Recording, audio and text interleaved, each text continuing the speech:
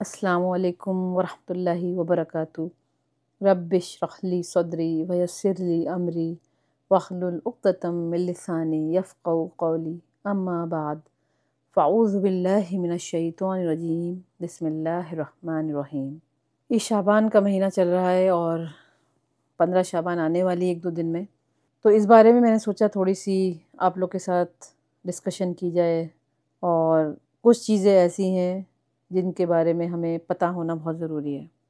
اس لیے میں نے کافی ریسرچ کری، کافی بڑے بڑے جو علماء ہیں اور اسکالرس ہیں ان کو سنا، مطلب ان کو کافی ڈیپلی سنا میں نے، اور کافی جگہ میں نے پڑھا بھی کہ کچھ صحیح بات سامنے آئے کہ اس رات کی کیا اہمیت ہے اور کیا فضیلت ہے، کیا امپورٹنس ہے، یا اس مہینے کی کیا فضیلت ہے، کیا امپورٹنس ہے۔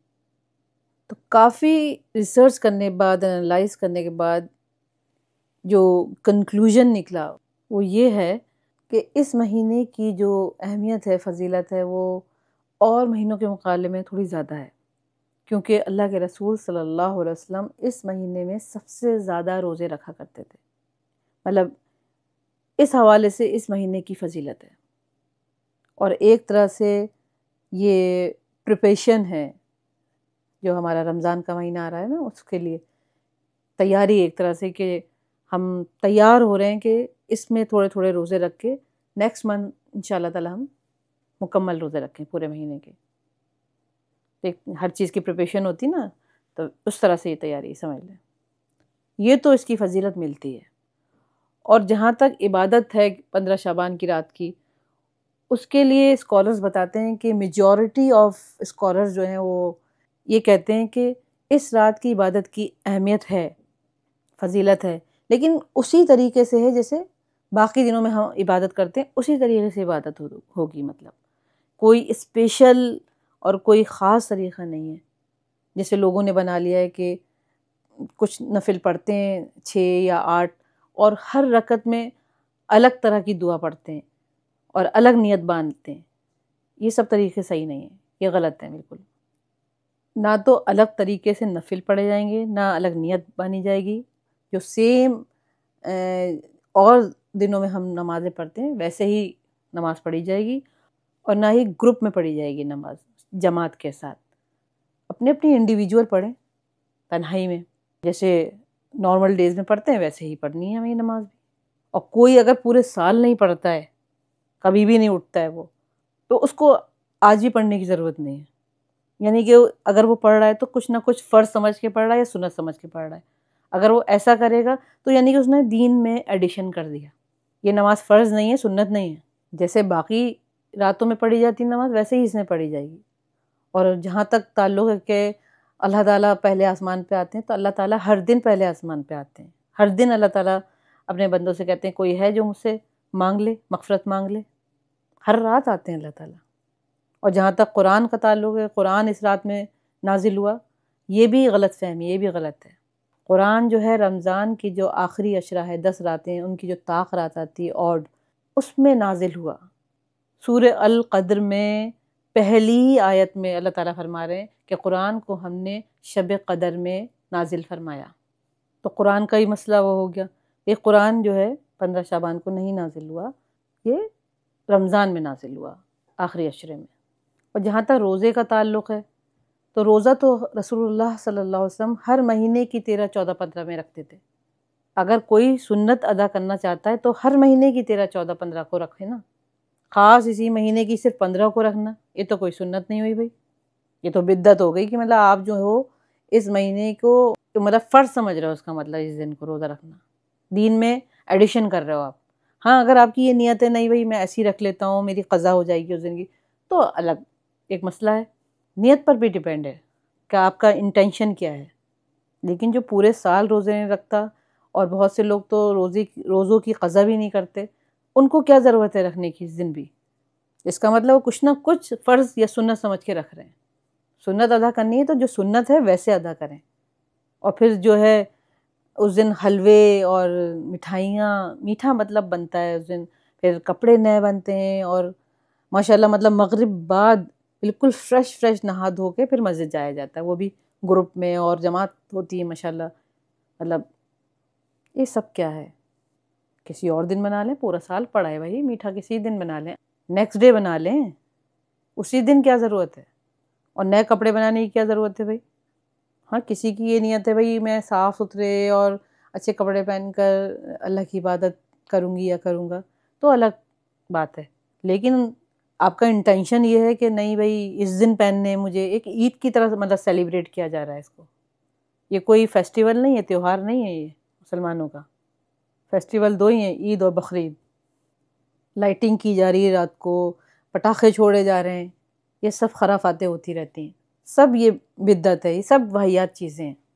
اور پھر قبرستان جانے کا رواج کہ مطلب ایک پوری جماعت، پورے گروپ، پورے جھنڈ کے جھنڈ قبرستان جا رہے ہیں. باقی پورے سال میں کوئی اور دن نہیں آتا قبرستان جانے کا، اس وقت یاد نہیں آتے اپنے کہ ان کے پر فاتحہ پڑھ لیں جا کے. پھر وہاں پر اسٹالس لگے رہتے ہیں اور جو ہے کھانے پینے چلتے ہیں، باتیں ہوتی ہیں. اگر گھروں میں عورتیں ایک ساتھ گروپ بنا کے نمازیں پڑھ رہی تو اس میں بیچ میں چائے پانی چل رہا ہے، گوسپنگ ہو رہی ہے اور جو ہے غیبتیں ہو رہی ہیں، ساتھ میں عبادت بھی چل رہی ہے. اچھی بات ہے عبادت کریں، لیکن یہ تو صحیح نہیں ہے نا طریقہ. تنہائی میں عبادت کریں، تنہائی کی عبادت سب سے زیادہ اچھی ہوتی ہے، سکون سے ہوتی ہے، آدمی اس میں کنسنٹریٹ کر پاتا ہے. یہ تمام چیزیں جو دین کے اندر ایکسٹرا ڈالی جا رہی ہیں نا، یہ بدعت کہلاتی ہیں. ایڈیشن جو ہوتا ہے نا دین کے اندر، اللہ کے رسول صلی اللہ علیہ وسلم کی سخت وعید ہے کہ جو لوگ دین کے اندر ایڈیشن کرتے ہیں، اس میں اضافہ کر دیتے ہیں، وہ بدعت ہوتی ہیں ساری. اور ہر بدعت جو ہے وہ گمراہی ہے، اور گمراہی جو ہے وہ جہنم کی آگ ہے. اتنی سخت وعید ہے، ڈریں اس چیز سے، اللہ سے توبہ کریں. اور ایسے ہی اللہ کے رسول صلی اللہ علیہ وسلم کی سنتیں اگر فالو کرنی ہے، ان کو ادا کرنا ہے تو قاعدے سے کریں. جو سنتیں ہیں ان کو کریں، جس طریقے سے بتائی گئی اس طریقے سے کریں.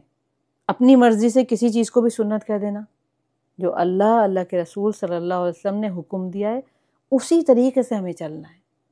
اپنی مرضی سے کسی چیز کا دین کے اندر ایڈیشن نہیں کرنا ہے. اگر ایسا ہی ہوتا تو 2 سنت کے بجائے 3 سنتیں پڑھ لیں بھائی، فجر کی، ظہر کی 5 پڑھ لیں، بہت ثواب ملے گا. مرنے کے بعد آخرت میں پتہ چلے گا. پھر ایک حدیث ہے اللہ کے رسول صلی اللہ علیہ وسلم کی، جس کا مفہوم ہے کہ قیامت کے دن، آخرت کے دن، حشر کے میدان میں بہت سے ایسے لوگ ہوں گے جن کی صورتیں، جن کی جو فیس ہے نا، وہ اللہ کے رسول صلی اللہ علیہ وسلم کی امت سے ریزیمبل کرتا ہوگا، مطلب ملتا جلتا ہوگا. وہ لوگ جو ہیں جب حوض کوثر پر آئیں گے، جہاں پر اللہ کے رسول صلی اللہ علیہ وسلم اپنے ہاتھ سے اپنی امت کو حوض کوثر کا پانی پلائیں گے، تو جب وہ لوگ وہاں پر آئیں گے تو فرشتے ان کو وہاں سے بھگائیں گے، ہٹا دیں گے کہ دور بھاگو یہاں سے. تو محمد صلی اللہ علیہ وسلم پوچھیں گے کہ یہ کون لوگ ہیں؟ تو فرشتے کہیں گے کہ اللہ کے رسول صلی اللہ علیہ وسلم یہ وہ لوگ ہیں جب آپ دنیا سے چلے گئے تھے تو انہوں نے اللہ کے دین میں، جو دین آپ چھوڑ کر آئے تھے، اس میں اضافہ کر دیا تھا، مطلب اس میں ایڈیشن کر دیا تھا، اس میں اپنی طرف سے اپنی مرضی سے چیزیں ڈال دی تھیں.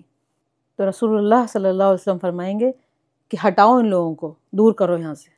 تو ایسے لوگوں میں شامل ہونا چاہتے ہیں ہم لوگ کیا؟ بالکل بھی نہیں. لیکن دنیا میں یہ بات سمجھ میں نہیں آتی، دنیا میں ہر چیز صحیح لگتی ہے. ارے بھائی جو اللہ کے رسول نے جو طریقہ بتایا ہے وہ طریقہ سب سے بیسٹ ہے، قرآن اور حدیثیں. اور قرآن اور حدیث سمجھانے کے لیے علماء بیٹھے ہوئے ہیں. کچھ چیزیں جو ہمیں سمجھ میں آ جاتی ہیں، لیکن ہر چیز ہماری سمجھ میں نہیں آ سکتی. میڈیکل سائنس کی جو بکس ہوتی ہیں وہ آپ کو سمجھ میں آ جائیں گی. ایک ڈاکٹر ہی بتا سکتا ہے نا کیا بیماری ہے، اس کا کیا علاج ہے، یا اپنے آپ بک پڑھ کے اپنا علاج کر لیں گے.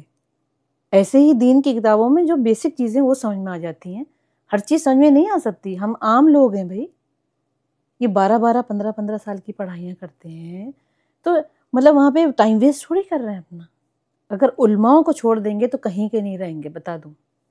اللہ تعالیٰ جب علم اٹھائیں گے نا تو ایسا نہیں کہ علم اٹھا لیں گے اللہ تعالیٰ ایک دم سے. علماء دنیا سے ختم ہونے لگیں گے، علم اٹھ جائے گا. جسے اگر ڈاکٹرز بننا چھوڑ دیں تو کہاں علاج کرائیں گے، کیا کریں گے؟ ایک دن ڈاکٹرز ختم ہو جائیں دنیا سے، پڑھنا چھوڑ دیں تو. ایسے ہی علماء ہیں، اگر ختم ہو جائیں گے تو علم اٹھ جائے گا، پھر کون بتانے والا ہوگا؟ لوگ گمراہ ہو جائیں گے. قرآن میں اللہ تعالیٰ خود فرماتے ہیں کہ قرآن پڑھ کے بہت سے لوگ صحیح راستے پائیں گے، بہت سے گمراہ ہو جائیں گے. وہی ہو رہا ہے آج کل. خیر میں کسی اور ٹریک پہ چلی گئی. میرا صرف یہ بتانا ہے کہ جو چیز صحیح ہے اس کو فالو کریں. جتنا دین نے ہمیں بتا دیا اتنا ہم عمل کریں. بس اپنی طرف سے ایڈیشن کرنے کی ضرورت نہیں ہے.